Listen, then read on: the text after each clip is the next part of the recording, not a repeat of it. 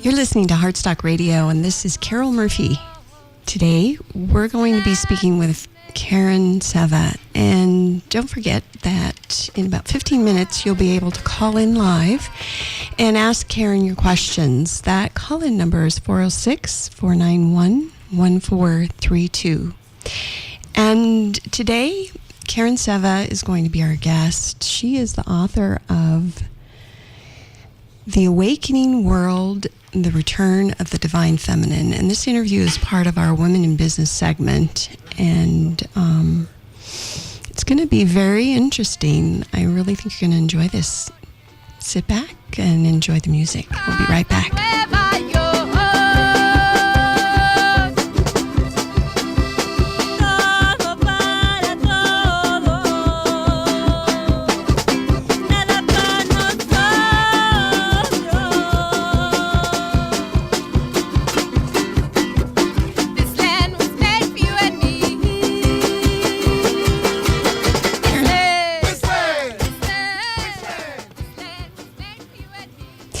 Hi, it's Carol Murphy again, and you're listening to Heartstock Radio.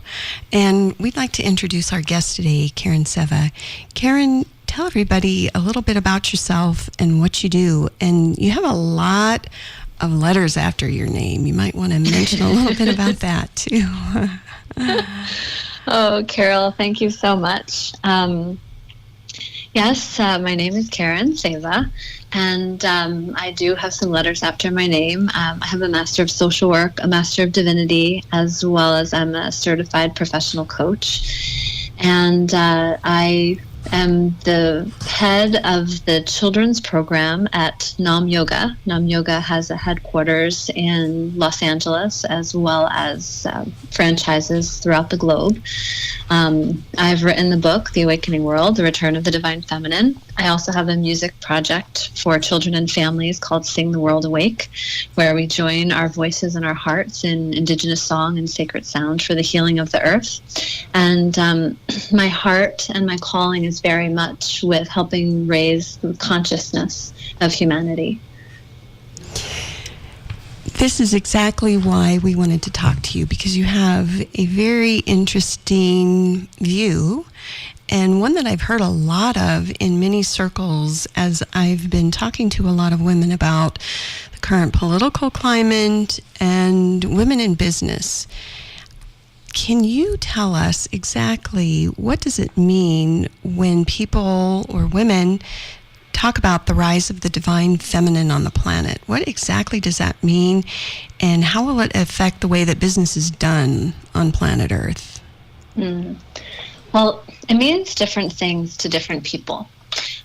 Sometimes when the rise of the divine feminine is heard, it conjures up a bit of a reaction, because it's not something that is men pitted against women or masculine pitted against feminine.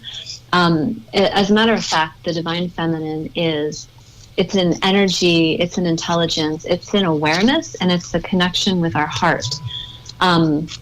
It brings a different voice and a different perspective to the way the Western world and the economy and politics has been done over the past few thousand years.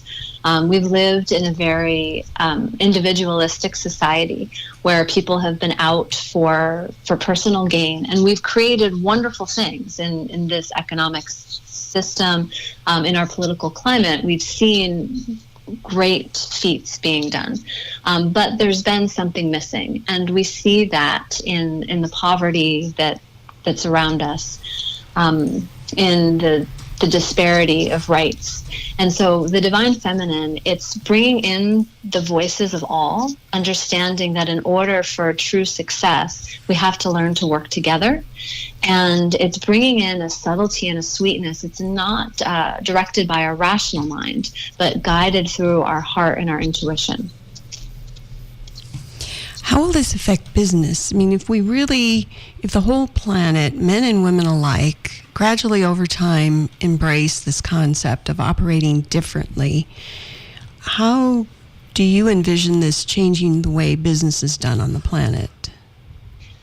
Well, first of all, the bottom line would be human how humanity is doing, human emotional state, if people are okay. So instead, it shifts the profit from how many dollars can I get into my bank account to how is the current state of affairs? How are the people in my company? How are their families?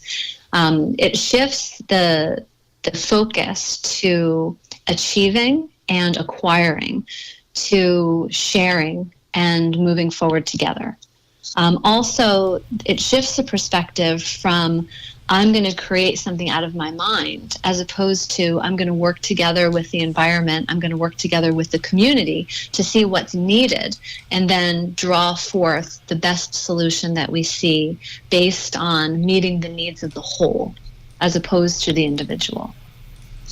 That's interesting that you brought up the environment, because what I've seen is folks who are involved with social entrepreneurship, or sometimes may hear it referred to as the triple bottom line, because it's not just focused on profits, it's taking in a larger perspective. They include the environment, and you mentioned that. So how is this linked to the environment, and how will the way that we see and treat the environment be different? Well, I've often heard it said, yes.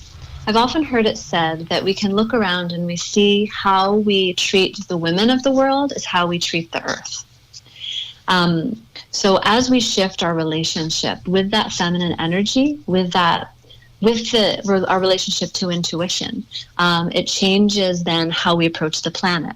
How we've approached the planet since the Industrial Revolution is very much, what can I get from it? So we mine it and we strip it and we fish it and we farm it and we do all kinds of things to make sure that our needs are met, but not so much in awareness of what we're doing when we're taking these resources.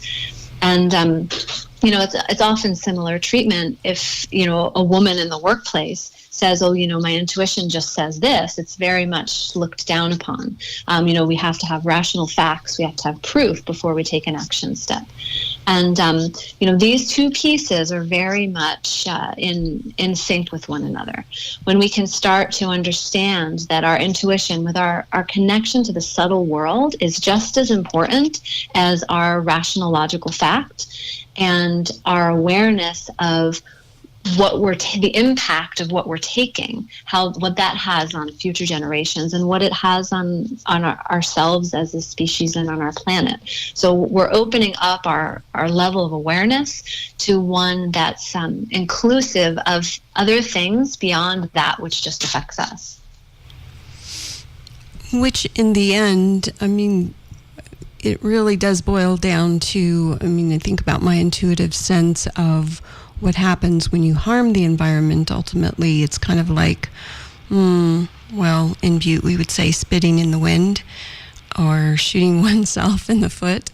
There's an intuitive sense of, gosh, this ultimately can't be good for anybody, really, because it will come back to our nest to rest, ultimately. So is intuition kind of connected to common sense, or are we talking about something completely different? And how can we use that better in business, maybe? Intuition, I think, comes in many forms. Sometimes it's just a gut sense. Sometimes it's the kind of the energy that gives you chills. It's something that you know to be true that maybe you don't have a direct correlation of. It's something that it just feels right in your heart. And many business practices, something might not feel right, but then you kind of look around and you say, all right, did anything happen? Did the ball drop anywhere? Okay, I don't see a ball dropped anywhere, so I think it's okay. Let's just keep going. And, years down the road of that, then you might start to see the collective impact. So in terms of our relationship with our intuition, this works hand in hand. So the divine feminine and the divine masculine, they work hand in hand. And the purpose of my book was to bring to awareness a voice that maybe we had forgotten. It's not to say, one is more important than the other, intuition is more important than logic, but it's to bring to the table that there is perhaps a perspective that we have been squashing down that we haven't quite been aware of. And also that maybe some of the story or the success that we've had represented to us is only half the picture, that potentially there's another story and there's another way of living successfully and in right relationship. It kind of goes hand in hand with what we see in the United States with the breakdown of traditional families. Although on one hand we might have a certain portion of the population finding greater success, it seems like on the other hand there is a breakdown of families, and it's harder to kind of keep love relationships going. There's divisions in community. So that piece of intuition it's like the glue that holds us together. It's that fabric of love. It's that fabric of caring. It's that fabric of understanding that I'm not in it just for me, that when I listen to those subtle promptings, those subtle cues, that they actually do matter, that my feelings do matter. It's not just what I can get done. It's not just about the bottom line, but it's about how I feel matters just as much.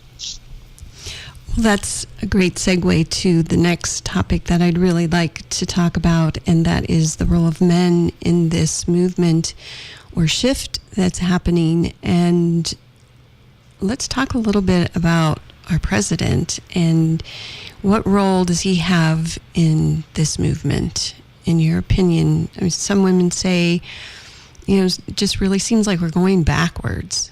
Is that what's happening? Well, on election day, I was surprised. I guess I had this idea of what it was going to look like to move forward. And, I was feeling and hearing the prophecies and this kind of universal age of love where communities come together and there's an awakening of consciousness. And I was really surprised when the election results came about. I was sure they were wrong. And but over time it has stuck. It wasn't wrong.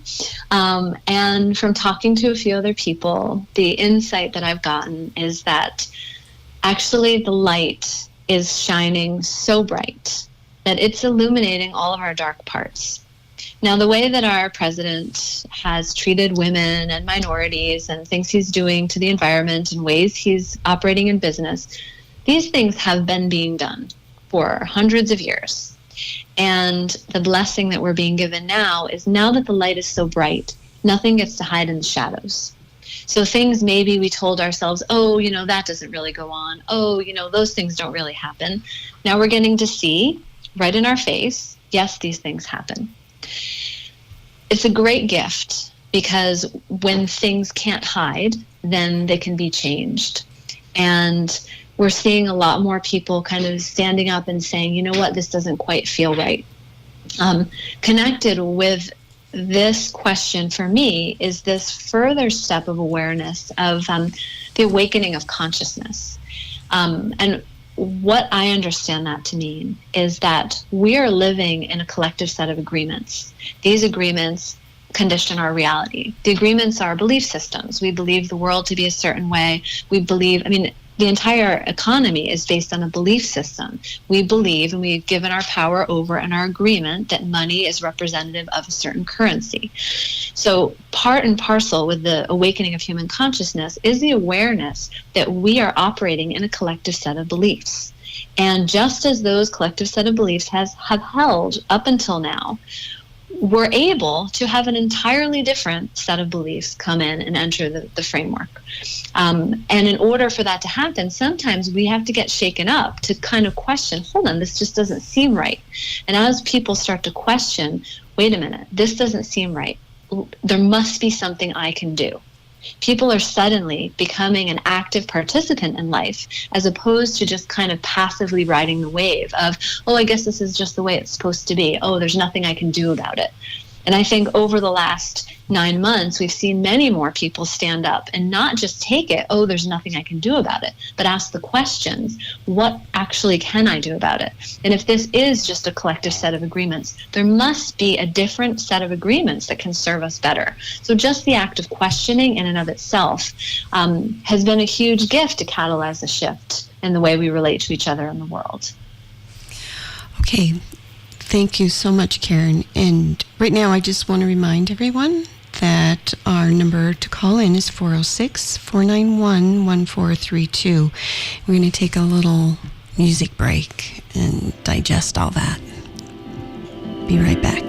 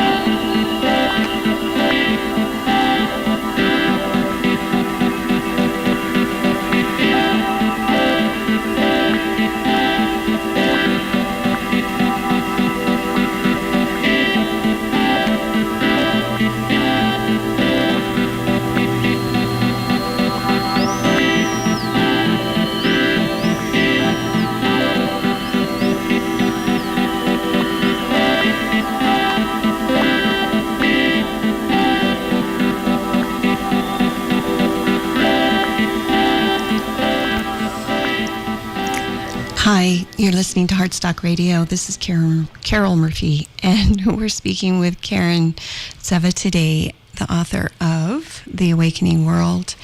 And this is the point at which we open up our phone lines to callers. If you have a question for Karen, we'd love to hear from you. Our number is 406-491-1432. So, Karen. Yes.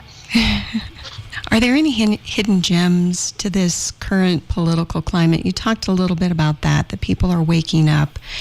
And do you have like personal examples that you've seen happen around you of this? I know I have quite a few, and it is remarkable that what you're saying I can attest to. Beautiful. I always love hearing other people's stories. In general, we've all heard the expression, it's always darkest before the dawn. And I think for me, over the past year and a half, it's been very surprising the course that things have taken. It has not been the course that I thought it was going to take. And on the flip side of that, I see advancements in knowledge, advancements in psychic abilities, advancements in our connection with one another, and things becoming more accepted, more like mainstream than perhaps they had many years ago. And the ideas that are being expressed now and being put out there now are things that maybe people would scoff at even just a few years ago. So I feel like our consciousness is shifting, and we're starting to accept possibilities that before we wouldn't even take a second look at. Yes, and when I've tried to go down this path with some of my more, maybe traditional friends and female counterparts, there's a little bit of pushback around this whole issue of really you're mixing religion and business. Is that such a good idea? Is that what we're doing, and is it a good idea? It's interesting that spirituality often gets pigeonholed with religion. And I wouldn't even say this is spirituality. This is expanding our awareness. In school we're taught that we have 5 senses. But if you look at different traditions, Sanskrit traditions, different ancient texts, Egyptian texts, they talk about the many senses that we have, 20, 30, 40, 50 senses. We have all these countless abilities, including the capacity for telecommunication. So it's very interesting to, instead of feeling like this is something that's a little taboo or label it as spiritual or religious, when we can start to understand that there is more to us as human beings, there's more to the planet, there's more to our awareness of life than we had before known. I mean, the educational system that we have experienced, that was instituted in the early 1900s, was derived from the Prussian system. It was put in place when we were experiencing the Industrial Revolution. And it was a Prussian system basically started to kind of weed out creativity. It was designed to make factory workers. Americans at that time, they were pioneers. They were setting up farms. They were traveling across the country. They're reading books. They're having life experience, but they were too much of a free thinker in order to sit in a factory and plug in that last little component on the conveyor belt. So the educational system that we've been run through over the past 100 years has been an educational system to breed out our creativity, to help make us conform, to do the best job for the heightened needs of a burgeoning society. Whereas as our capacity as human beings is far greater than we have been taught to believe. When we go back to some of the ancient texts, it shows us in there that we have different capabilities, that we have different belief systems. Part of the emergence of the Divine Feminine is that we don't have to go to a book, or we don't have to find some ancient Sanskrit teacher to activate these abilities, although we can. Is the energy of the Divine Feminine is that all wisdom from all time is contained in our energetic field and in the energetic field of the planet. And as we start to commune with this energy, we start to engage once again in the conversation. We start to remember who we are. We start to remember our innate capacities. And how we engage in the conversation is we engage through giving. You know, there's always a constant energy exchange in this world. Our economic system has learned how to take. We take energy from the environment, we take energy from commerce, we take energy from people. Whereas the energy of the universe, it works by giving. When you give energy, when you give love, when you give time, when you give attention, then it creates a vacuum, it creates a feedback loop, because the world exists as a reflection of our consciousness. So as we give energy into the system, energy comes back to us. It's like this little hidden gem. If you ever feel like you're missing out on anything, like you need a ride to work, or you're going to need some food, or you're going to need a place to stay, the key is give somebody a ride to work, give somebody some food, give somebody some money. What we give is what we receive. And so when we start to give, and even giving our energy, flowing love to the earth, flowing attention and awareness to the water that we're drinking, to the food that we're eating, as we start to do this on a consistent basis, what I found, and which was the impetus for my book, was that things started speaking back. I started to get messages from the earth. I started to get a deepening in my understanding of the wind and of the sun. And this then starts to open again and help us remember these innate abilities and these innate capacities, which are so far beyond what we've been conditioned to believe. So the role this plays in business is actually expands our potential. It expands our potential for growth. It expands our potential for success, because we're not operating out of a limited framework and feeling as though someone's putting something upon us, or from this little limited framework we have to fight back in order to get our peace. Suddenly we become one and a part and parcel of the whole, and we can start to work together with the flow. That's really interesting, because I was just sitting here thinking about a lot of the native cultures that I've encountered seem very in tune with that, and they have never lost it, never having been industrialized or gone through the Industrial Revolution maybe explains that in the context that you were just speaking of. And then going to places like Bali, their culture widely embraces these sorts of abilities and are very connected, just like what you were saying. So it does make sense. And briefly, I wanted to talk about, we've got maybe about 6 or 7 more minutes. So if someone would like to call, the number is 406-491-1432. But there was a striking part in your book that really rang home for me, because growing up in kind of a Methodist, faith-based, that was kind of my spiritual orientation when I was younger. And there were definite holes. And I'd just like to read this little excerpt from your book, which I'm hoping you can kind of expand on and talk about. women are raised within systems of which they are not an active part. This kind of a mission imprints an unspoken assumption in the unconsciousness of a woman, and that is that she can participate but cannot lead, that she can be in the system but not be a valued and acknowledged part of this creation. We are raising women who have to infer the significance of their own existence. It is not stated outright. Talk a little bit about that for us. Well, the impetus of that statement came very much from religion. And in terms of religious attendance, women are the majority of that population.